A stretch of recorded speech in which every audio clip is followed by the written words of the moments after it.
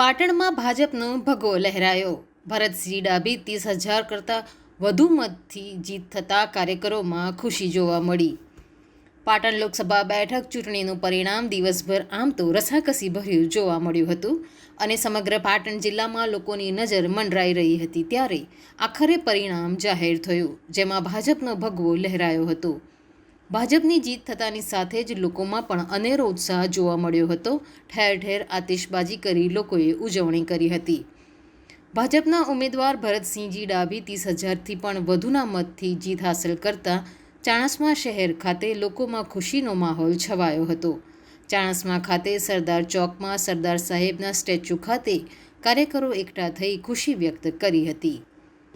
મતદાન કર્યું અને ભારતીય જનતા પાર્ટીનો સારી રીતે વિજય થયો.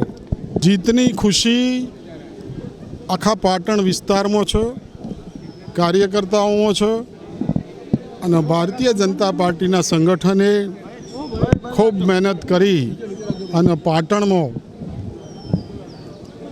ભારતીય જનતા પાર્ટીના ઉમેદવારને વિજય અપાવીશ. ની પ્રક્રિયા ગતિ કરતી હોય છે. એક કામ કરીએ એટલે બીજાની માગણી આવે.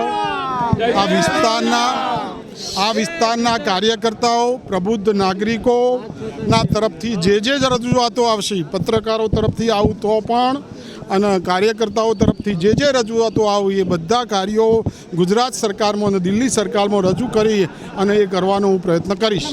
રિપોર્ટ અનિલ રામાનુજ સાથે સંજીવ રાજપૂત, TV9 ગુજરાત, રાધનપુર, પાટણ. જોતા રહો TV9 ગુજરાત, નિર્ભય, નિષ્પક્ષ, નિરંતર.